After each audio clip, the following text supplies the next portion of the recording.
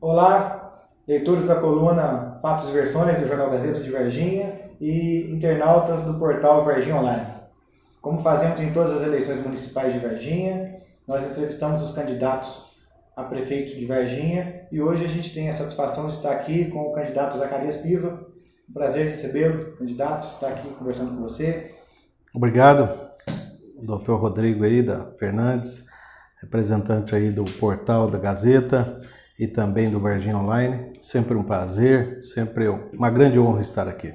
Estamos falando com o candidato aqui, mantendo a distância, estamos com o álcool em gel, atendendo aí as questões da pandemia. Candidato, nós vamos fazer 10 perguntas ao senhor. O senhor tem ampla liberdade para poder responder no tempo que o senhor achar necessário.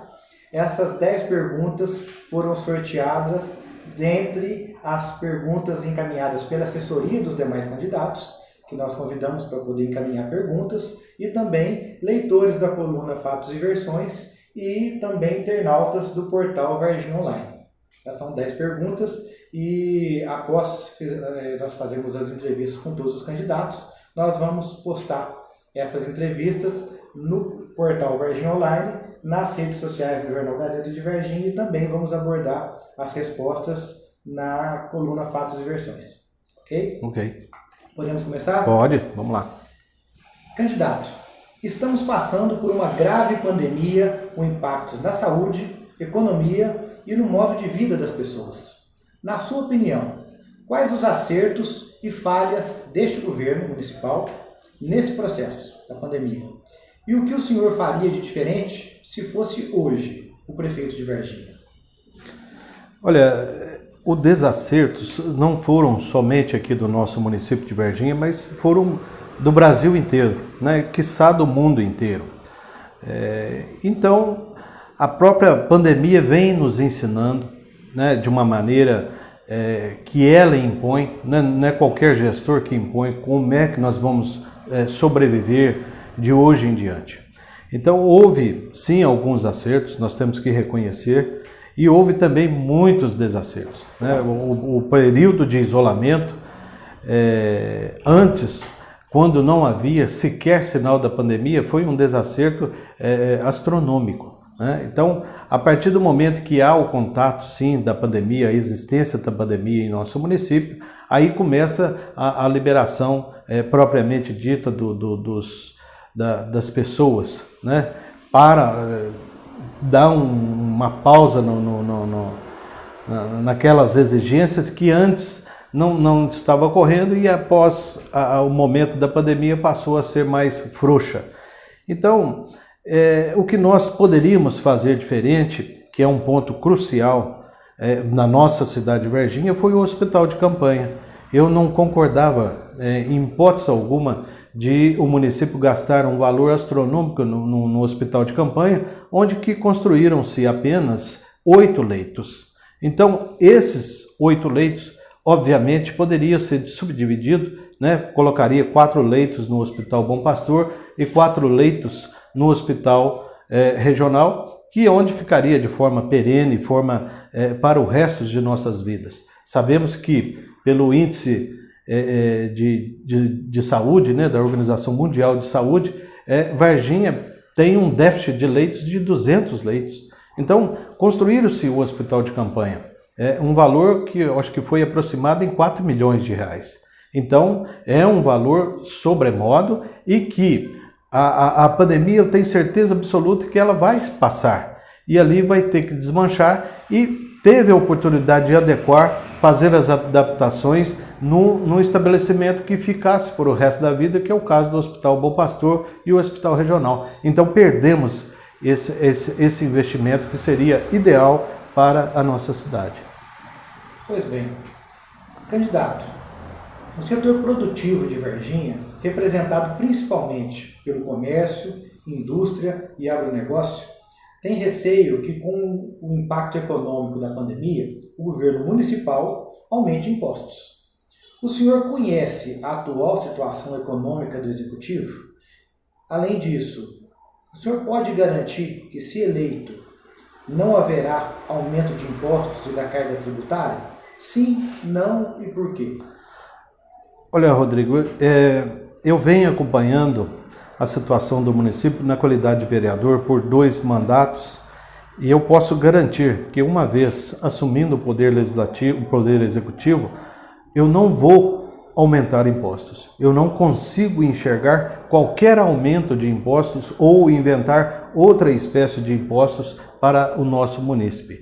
Isso é de arrepiar. Eu vejo que a sociedade de Varginha ela vem sofrendo drasticamente.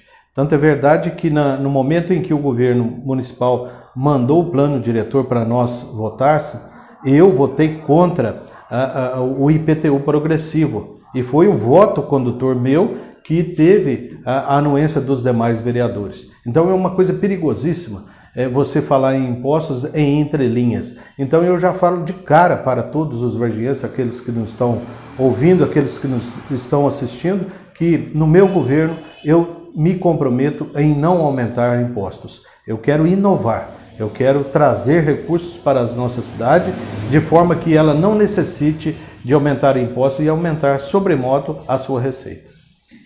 Mais um ponto dessa pergunta. O senhor conhece a atual situação financeira do município? Nos seus cálculos, como é que está o caixa da prefeitura? Como é que vai estar para o próximo prefeito? Nós vamos pegar, evidentemente, não será coisa boa, né? Nós pretendemos fazer várias auditorias. Sabemos que houve agora, com o impacto da pandemia, vários recursos do ente federado que aportou em nossa cidade e que também nós, como vereadores, autorizamos o prefeito a fazer um empréstimo de 26 milhões. Então esse dinheiro que está sendo gasto aí tudo é dinheiro emprestado, que ficará para o próximo gestor o pagamento. Então verifica-se que o gestor atual em si, a sua gestão, não se precaveu em fazer uma reserva de receita para custear essas obras que estão fazendo, que são recapeamento asfáltico, reforma de pracinha, e que isso é essa coisa de dever. Vê que o próprio gestor não se inovou, não fez nenhum projeto que pudesse estruturar a nossa cidade. Fizeram-se apenas coisas de dever, né? Gestão pública de dever de qualquer gestor e o que é pior, com dinheiro emprestado. Isso, obviamente, vai ficar na mão do próximo gestor, que vai pegar um período muito drástico, que é um momento pós-pandemia, onde o governo federal deixará de injetar dinheiro no município, então ele vai ter que ser muito versátil, vai ter que fazer uma investigação muito grande em nosso município, né? A gente sabe que houve superfaturamento nas compras de máscara,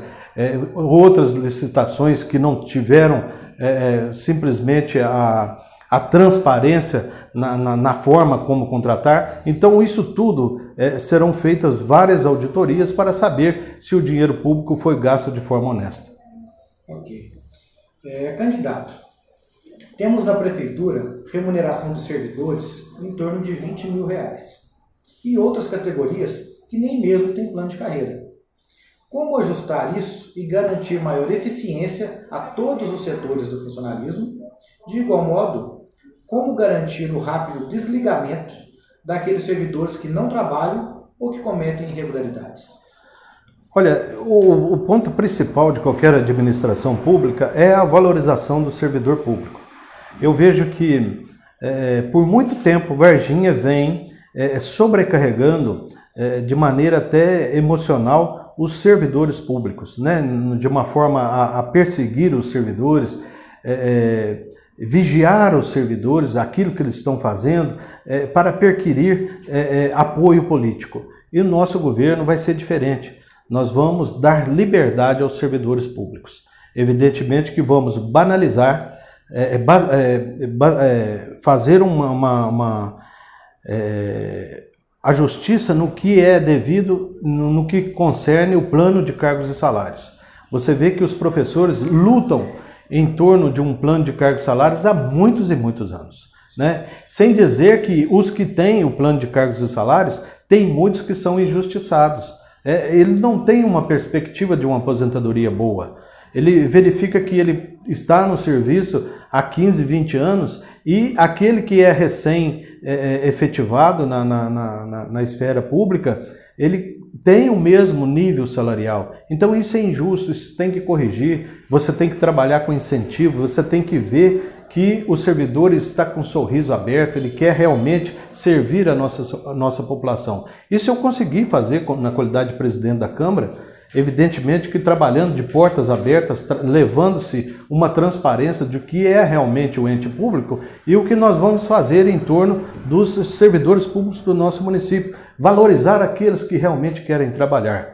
Evidentemente que nem todos são assim, existem as mazelas do poder público, mas com palavras, com rigor da lei, né? Mas com carinho, com muito amor, com muita compreensão, de fazer com que ele raciocine que quem paga o seu salário é realmente a população de nossa cidade e que nós, como gestor ali de passagem, nós estamos sempre simplesmente fiscalizando para saber se aquele salário que ele está recebendo é um valor justo, é um valor que ele realmente está correspondendo para com o ente público. Então, a valorização, a capacitação, o amor, o carinho, a transparência e a liberdade dos servidores públicos é o que nós vamos implantar, para que a nossa prestação de serviço ela pode realmente chegar a todos os entes da nossa população. Queremos fazer, sim, um governo descentralizado, né? Será mais povo, menos governo. Isso está na nossa meta de trabalho, desburocratizar o sistema público da administração pública municipal e para isso contamos com a ajuda dos servidores. É uma administração moderna, são um planejamento arrojado, aquele serviço que realmente a população não precisa ir até a prefeitura. A prefeitura vai estar aberta a todos os sistemas interligados. Se você tem um computador e uma internet, a prefeitura vai estar dentro da sua casa. Então, por trás, vai ter que ter um servidor ali atento à população para dar essa prestação de serviço com respaldo, com categoria, com muita prestação de serviço. Candidato, dentro dessa mesma pergunta, aí o senhor deu exemplos, bons exemplos dos servidores públicos. É claro que nós temos a ampla maioria dos servidores públicos que são trabalhadores e merecem os seus salários, mas também existem aqueles que não fazem jus. E o desligamento desses maus servidores que contamina a imagem do bom servidor, isso acontece e é um peso, é uma dificuldade jurídica até para vários entes do governo retirar esse servidor. O que especificamente com relação a isso? Como é que o senhor vai conseguir valorizar o bom servidor, retirando do meio dele aquele que não é um bom servidor? Como é que vai ser feito isso? Isso é muito simples, né? Dentro dos princípios da administração pública, eu gosto muito dos princípios da razoabilidade e da proporcionalidade. Aquele servidor público que você já antevê que ele não está correspondendo com os anseios da função pela qual ele foi concursado, efetivado, obviamente é bom você trazê-lo consigo mais próximo, ter uma boa conversa inicial, mostrar para ele o caminho, é o que nós queremos fazer nessa valorização dos servidores públicos. Então, você antevê um problema que pode ser realmente desastroso para ele, que culmina numa demissão a bem de serviço público, você tentar recuperá-lo.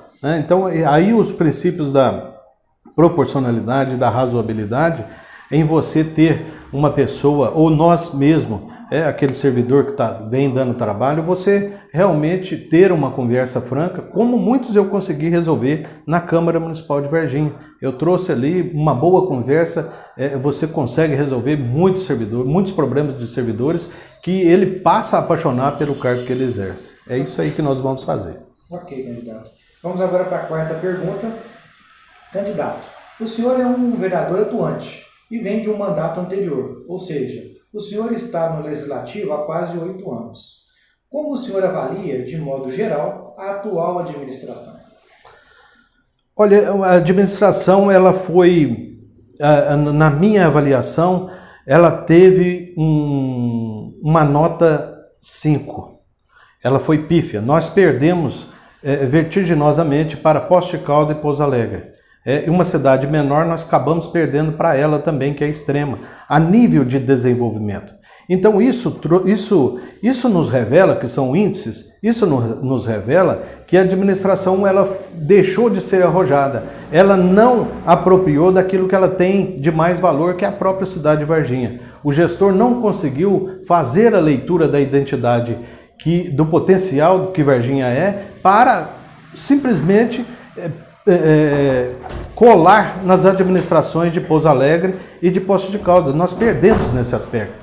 Então isso tudo faz com que nós damos uma nota 5. Tanto é verdade que culminou na renúncia do gestor anterior, que foi o prefeito Antônio Silva, que vinha já pelo 4º mandato.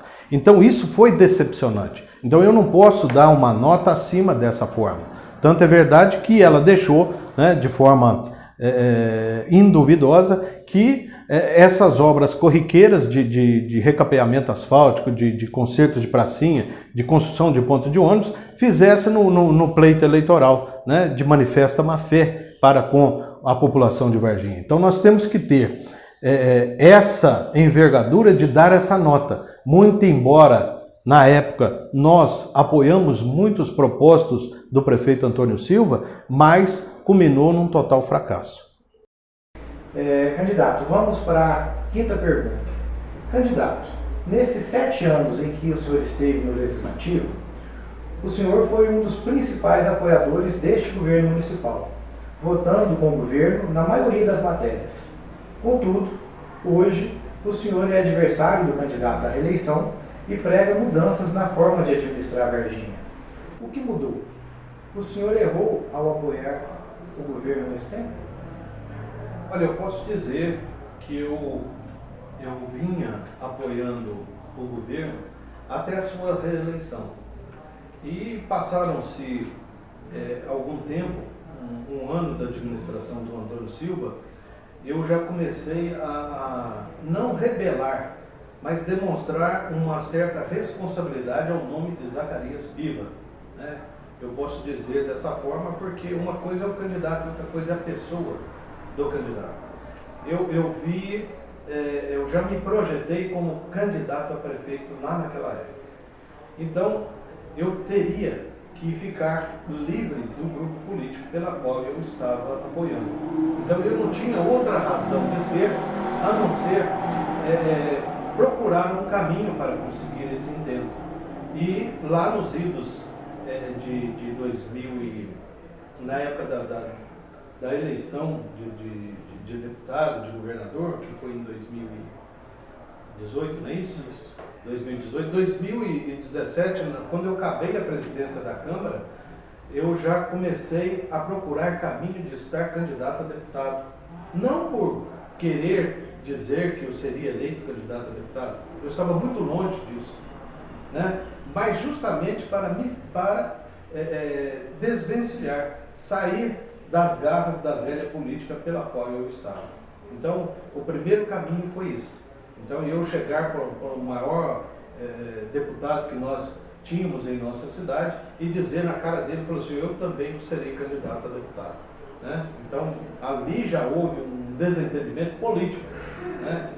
Porque política existe dessa forma, você tem que ter lado. Então, eu parti de um lado e o grupo político partiria de outro. Tanto é que eu saí sozinho, sem apoio de ninguém. Eu não tive apoio de nenhum político e não consegui fazer feito, né? Eu tive o dobro da votação desse deputado que também iria à reeleição. Então, ali eu consegui ficar livre de um parte do grupo político. Mas naquele momento de eu sair candidato a deputado, eu também já dei o recado para outra parte desse grupo, que seria candidato a prefeito e não ficaria naquele partido, né? Muito embora não sabendo os caminhos que eu iria trilhar. Eu estava completamente cego, só com o objetivo de querer estar candidato a prefeito, como eu estou hoje, né? E eu já fiz. Assim que acabou o pleito da candidatura para deputado, eu já dei o recado ao outro grupo político que não ficaria ali, que sairia candidato a prefeito, né?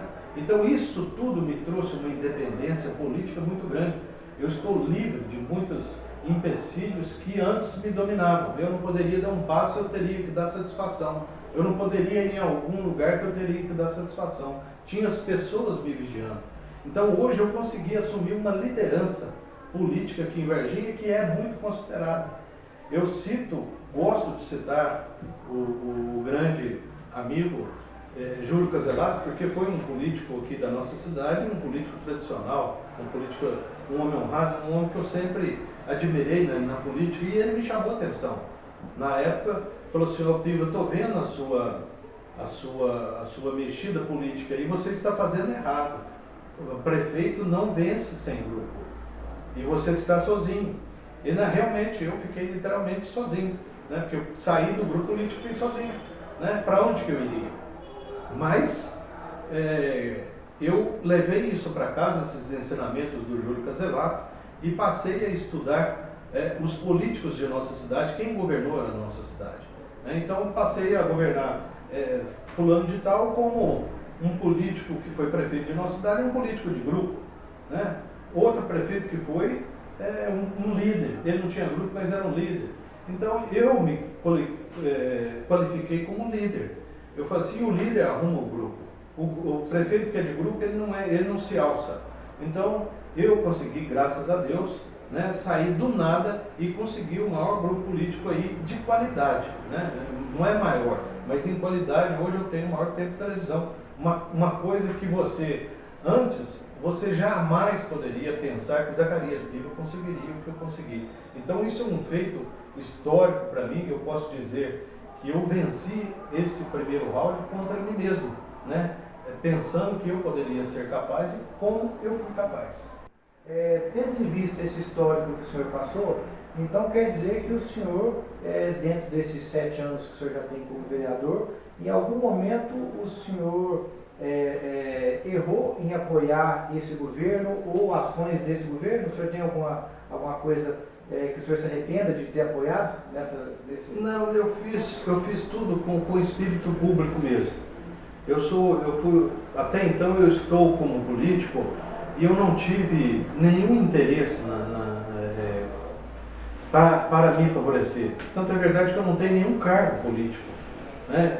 E aonde que houve esse modo fácil de eu desvencilhar dessa política? Uma vez que você tem um cargo político devendo favores, você fica amarrado. Então eu não tive nenhuma dificuldade nesse aspecto. O que eu pude servir representando a nossa população, com votações até polêmicas, mas sempre pensando na nossa cidade, né? Sempre pensando no melhor para a nossa cidade. Existia votações, projetos que soavam injusto para a população. Talvez existia, mas você teria que ter um espírito maior no interesse coletivo, no interesse público, né? Pensando em todas as esferas da nossa sociedade. Talvez nós agradamos a maioria e desagradamos uma parte da minoria, vamos dizer, nesse aspecto, principalmente nas questões que envolvem impostos. Mas queremos corrigir isso, queremos corrigir essas injustiças com um aspecto de uma administração mais qualificada, uma administração que vai de encontro à qualidade de vida para todos, que todos vivam satisfeitos. É isso que nós pensamos para a nossa cidade. Ok. Candidato, vamos para a 6ª pergunta. Candidato, Varginha possui enorme fila de espera para as vagas nas creches. Precisamos terminar a duplicação da BR-491, também precisamos terminar a duplicação da Avenida do Contorno, sanear o hospital regional, estruturar o aeroporto de cargas e passageiros de Varginha, entre outras obras que dependem dos governos estadual e federal. Como o senhor sugere efetivamente resolver esses problemas? Olha, Rodrigo, eu vejo que a primeira pergunta que eu faço para mim mesmo: eu tenho capacidade para fazer isso? Eu tenho capacidade e quero fazer. Eu quero resolver esses problemas. Você pega um problema de creche, hoje nós temos um déficit de 1.200 crianças que estão fora das creches. Então nós temos que construir no mínimo 20 CMEIs, né? Então nós temos que levar. Nosso projeto de governo vai até além. construir 4 CMEIs nas zonas rurais de nossa cidade, né? Onde que aquela mãe vai deixar o filho e vai trabalhar na lavoura. Então, sempre um projeto mais ousado do que Varginha precisa, algo mais ousado. Então, nós sempre vamos pensar na frente, né? Esses projetos todos envolvem investimento de pequeno, médio e longo prazo. Então, pensamos em projetar uma Varginha para 100 anos, né? Com a construção, com projetar literalmente, na realização de vários projetos. Porque uma coisa é você pensar em ter, e outra coisa é você projetar. Então nós queremos projetar Varginha para nós termos uma didática de governo. Como é que nós vamos governar Varginha se nós não projetamos, não sabemos nem onde que nós vamos pisar? Então é a mesma coisa de você querer construir uma casa. Você vai lá no terreno e pisa no terreno primeiro para você saber, fala assim, eu estou aqui, eu sei o que eu vou fazer. Então nós vamos projetar, vamos fazer projetos interessantes, onde a 491 é parte de um anel rodoviário para a nossa cidade. Nós já temos o projeto desse anel rodoviário, nós vamos construí-lo, né? Construir o projeto, porque eu tive lá em Brasília. Você se lembra que eu tive lá em Brasília a primeira vez, eu tive com o ministro das cidades, né? E falei tudo do nosso potencial para o ministro, falei da importância da nossa cidade, né? Uma cidade equidistante dos principais polos regionais do Brasil, das principais capitais do Brasil. Nós temos o Porto Seco, nós temos ferrovia, nós temos aeroporto, e aquilo passou um filme fotográfico na mente do ministro, e ele falou, você tem um projeto? E eu fiquei, né, indefeso, porque eu não tinha um projeto. Eu estava pisando ali em Brasília pela primeira vez. Então, ele falou assim, rapaz, pelo jeito que você falou quem é a sua cidade, que o seu deputado está aqui, não me falou o que era, mas do jeito que você me falou, se você tivesse o projeto, eu arrumaria o dinheiro de um anexo desse projeto seu, né? Então, você vê que nós não temos, nenhum gestor veio para projetar a nossa cidade, para ter uma noção de longo prazo. Eu não consigo pensar nos meus filhos, nos meus netos, nos meus bisnetos. O nosso governo vai pensar em tudo isso, né? Então, é ter um planejamento macroeconômico, né? Principalmente na construção desse projeto que envolve o anel rodoviário. Hoje, um anexo desse anel rodoviário, que é lá da Valita até na Ponte dos Buenos, são 9 quilômetros. Nós já fizemos o estudo, são R$1,5 milhão para cada quilômetro de asfalto. Então você tira o trânsito pesado, tudo de dentro da nossa cidade, da Avenida do Contorno, né? E levamos para um primeiro anexo, que é o anel rodoviário de nossa cidade. E depois pensamos em fazer outro aqui no Morro do Chapéu e depois lá saindo para Três Corações. Isso tudo vamos projetar. Por quê?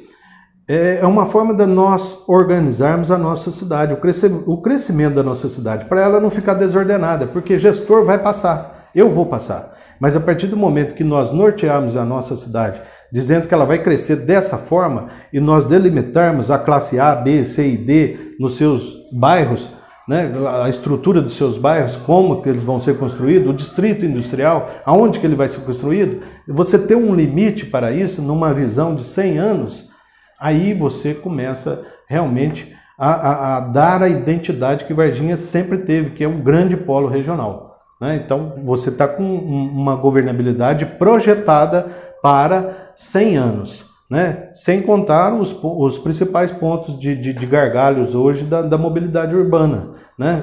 E o modal de automóveis. Problema igual em frente ao Automóvel Clube, problema na rotatória aqui saindo para Eloy Mendes, na Plínio Salgado, para Três Pontas. Então isso tudo tem que estar em projetos, em papéis. Por quê? Amanhã ou depois, esse gestor vai passar, o outro fala assim, Piva deixou um projeto aí, vamos lá pedir o recurso, está tudo em planilha de cálculo, está tudo certinho. Então, essa forma de governar é uma forma que a gente se faz de uma leitura da cidade, né? A identidade de Varginha, de grande polo regional. Trazer os empresários para junto, caminhar junto, é o principal aspecto, é o principal objetivo, né, da nossa governança, porque sem a classe empresarial, sem aqueles que realmente sustentam a economia do nosso município, não vamos ter condições de governar. Pensamos em melhorar a receita. Hoje Varginha arrecada 600 milhões no ano, nós temos que projetar a nossa cidade para daqui 4 anos, Varginha arrecadar R$1 bilhão, né? Então, esse é o pensamento ousado.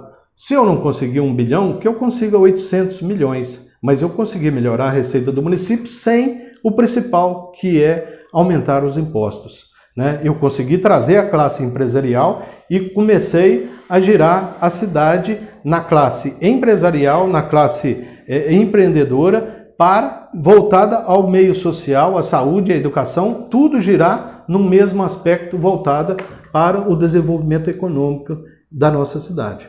Candidato, dentro dessa mesma pergunta, todos esses projetos que o senhor está falando são projetos de envergadura. O senhor não vê dificuldade, então, em conseguir apoio estadual e federal para esse projeto macro? Eu não vejo, Rodrigo, porque eu, como simples vereador, depois que eu comecei a conhecer Brasília, eu tive lá e conversando com políticos, quando você tem boa fé, você tem princípios, você tem realmente um amor incondicional pela sua cidade e você tem projetos ousados, todos os grandes políticos, tanto do governo do estado como da federação, eles têm interesse em te servir. Tanto é que o próprio ministro me forneceu a oportunidade de fazer um anexo lá atrás, quando ele tinha na pasta dele 44 bilhões de reais no Ministério da Cidade. Então hoje, se você pegar 9 quilômetros do desvio da 491 da Valita a Ponte dos Buenos, você vai gastar 15 milhões num valor, né? Vamos supor 20 milhões, é um valor baixo, relativamente baixo, para você conseguir resolver parte do nosso trânsito, né? Para você dar uma pujança maior em nossa cidade na questão organizacional, na questão estrutural e principalmente começar a projetar ela para realmente para o futuro, né? Porque isso é que nós temos que pensar. Não é eu chegar aqui e falar assim, eu não posso deixar fazer uma expansão urbana como é a nossa gestão atualmente, porque lá eu vou ter que levar creche, eu vou ter que levar recolhimento de coleta de esgoto, de lixo e tal, isso vai dar dispêndio para o mundo. Eu não posso pensar dessa forma. Eu já tenho que planejar a nossa cidade para resolver problemas que eles não resolveram. Você pega as questões do chacreamento rural, né, que falava-se chacreamento rural, hoje eles praticamente lotearam o meio rural com várias chácaras e o poder público não teve a ousadia de ir lá e legalizar, regularizar. Então nós temos que realmente pegar esse problema e mastigá-lo e torná-lo regular para todos que habitam em nossa cidade. Demonstrar que aqui tem administração, demonstrar que aqui viemos para ter uma cidade organizada.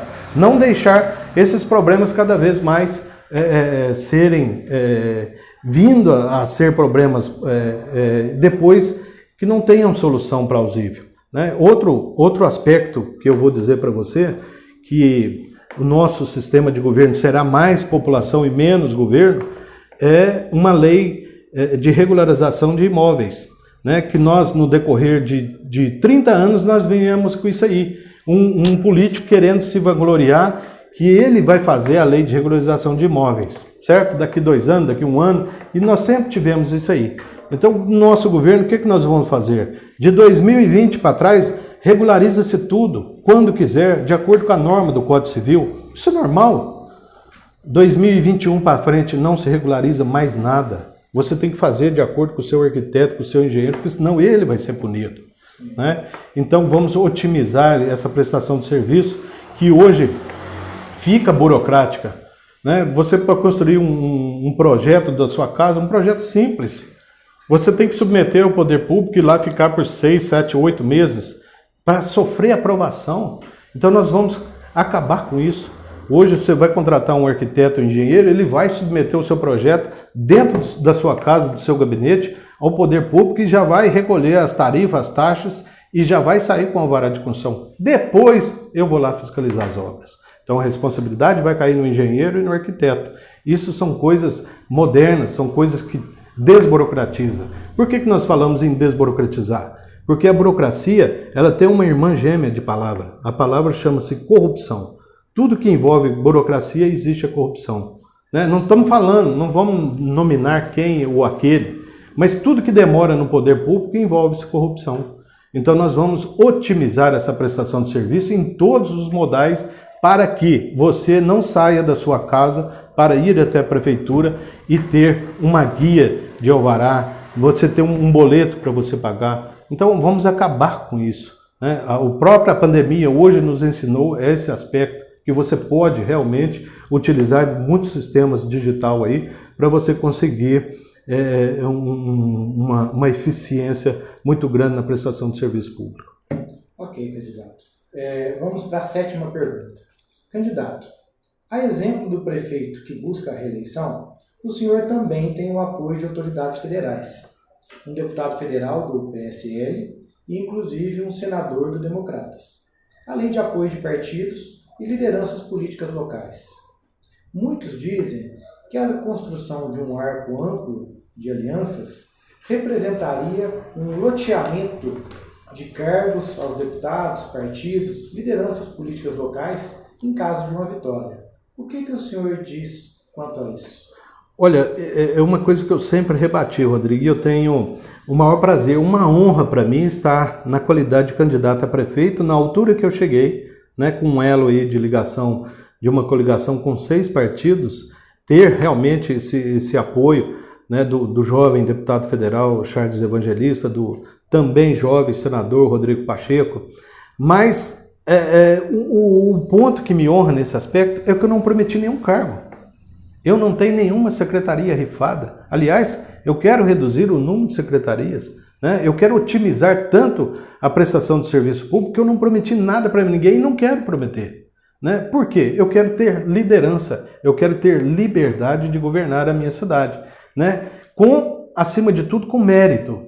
Não é você vai me indicar tal secretário porque ele é do seu partido que eu vou nomeá-lo. Não. Eu quero privilegiar aquele jovem, né? Vamos pensar no jovem, porque o subsídio que ganha um secretário não vai me permitir que eu contrate um executivo de alto estirpe. Eu não consigo fazer isso, né? O subsídio que ganha um secretário aqui em Varginha, eu vou poder contratar aquele que realmente ama a nossa cidade e que tem competência, né? Que normalmente ele está jovem ainda, ou pode estar aposentado, mas está jovem, quer prestar serviço. Agora, existe a prestação de serviço daqueles jovens recém-formados, universitários, que querem começar um currículo. Por que não? Né? Por que não dar o prestigiá-lo com mérito, para mostrar para a nossa cidade tudo dentro do sistema de governança que nós queremos, que é uma cidade moderna, uma cidade digital, uma cidade para frente, uma cidade que facilita, uma cidade que é menos política e mais população, né? Porque eu já falei que eu não quero que as pessoas vão lá me pedir favor. Eu não quero saber disso, de anotar o nome do político, o nome do cidadão, o endereço dele, o que eu estou fazendo para ele, para depois eu chegar na sua casa e falar assim, você lembra que eu fiz para você? Eu não quero fazer isso. Eu quero levar o serviço público lá para ele, independente, para ele reconhecer que eu sou um grande gestor dentro da casa dele, né? Então é uma nova forma de fazer política, né? E eu peço a Deus para mim desvencilhar disso, né? De ficar longe desse cabidão de emprego, né? A gente quer privilegiar para a gente otimizar a prestação de serviço. Ok, candidato. Vamos para a 8ª pergunta.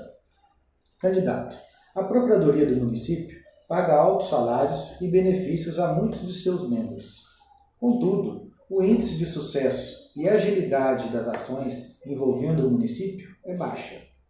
O senhor também é advogado. Como propõe dar mais eficiência e economia ao setor jurídico do município? Olha, eu advoguei na qualidade de procurador do município de Coqueiral por 6 anos. E eu estava até comentando esses dias com o próprio prefeito lá, que na época tinha poucos processos judicializados. Eu, como procurador, era o único advogado, né, numa cidade de 10 mil habitantes, e a gente conseguiu otimizar muito a prestação de serviço jurídico, de uma forma administrativa, de uma forma amigável, tentar resolver muitos dos problemas da população dessa forma. Então, eu acho que a judicialização ela acaba sendo um grande prejuízo e um transtorno para qualquer gestor, porque além de você judicializar aqueles pequenos débitos você traz o dissabor de que a população tem que pagar os ônus daquela sucumbência, os ônus daquela custa. Então, é você realmente facilitar essa prestação de serviço jurídico de uma forma que a outra prestação de serviço, né, de cobrança de impostos, de cobrança de tarifas, de cobrança de qualquer outras taxas, elas sejam facilitadas, que realmente tire essa sobrecarga desnecessária para o município. Então é otimizar. Eu entendo que o salário que o procurador, os advogados recebem ali, até são razoáveis, né? Eu penso em não fazer mais contratações nesse aspecto, né? Eu entendo que a quantidade de advogados que ali estão para representar o município podem sim fazer uma otimização maior e dar uma prestação de serviço mais rápida, mais ágil. Hoje o próprio sistema digital ele veio para facilitar esse aspecto, né? Então eu acho que é desnecessário, né, você contratar mais advogados e tentar fazer uma prestação de serviço diferente, uma prestação de serviço mais ágil, mais moderna, acima de tudo. Ok. Candidato, vamos para a nossa penúltima pergunta, a pergunta de número 9. Candidato, como se daria a relação de uma eventual administração municipal sob seu comando com o Legislativo Municipal, com os governos estadual e federal, bem como com os muitos deputados estaduais e federais que atuam em Varginha e não estão apoiando a sua candidatura? Olha, Rodrigo, é uma boa pergunta, né? Eu sempre digo nos meus encontros, nas minhas palestras, que a partir do momento em que eu tornar gestor na administração da nossa cidade, prefeito de nossa cidade, eu não serei prefeito, eu serei Varginha. Então, tudo que houver de interesse para a minha cidade, para a minha população, eu farei. O interesse maior é Varginha, né? Existe um pleito eleitoral, existe as intrigas, existe até ofensas, né, onde as pessoas se misturam, adversário com inimigo, né? Então, existem.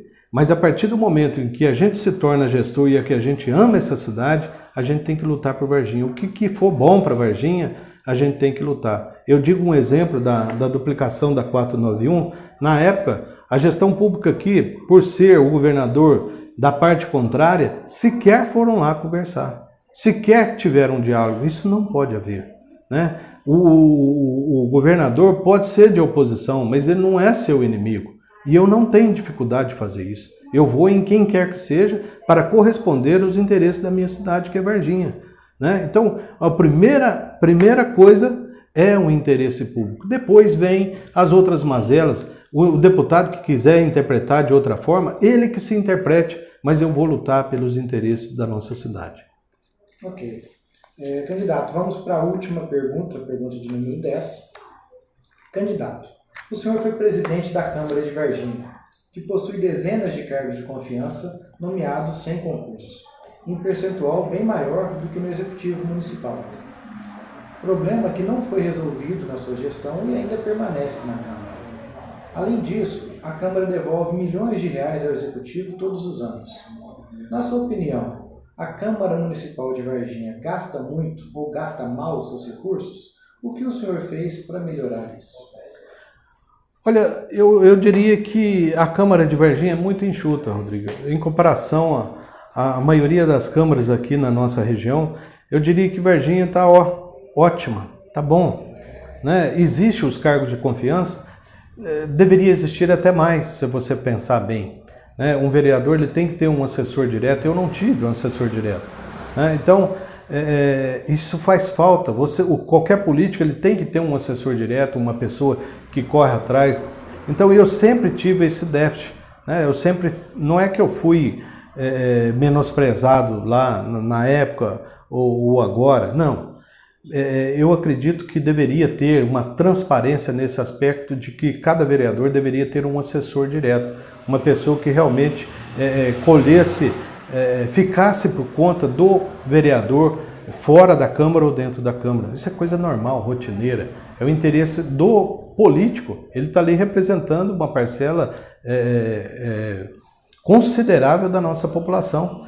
Então, ele sozinho é muito difícil. Então, nesse aspecto, a Câmara nossa até é mesquinha nisso, né? A Câmara nossa ela não consegue passar mais, eu não sei se é por medo, se não, entendeu? Então, eu pensei em corrigir nesse aspecto, mas também sofri muito pressão nisso e não consegui fazer e deixei por conta, porque são poucos servidores públicos, o gasto é muito pouco. O que nós fazemos na qualidade de presidente lá foi, na época, herdar um projeto faraônico de uma construção de uma nova Câmara, onde tinha o primeiro orçamento dela era 12 milhões de reais.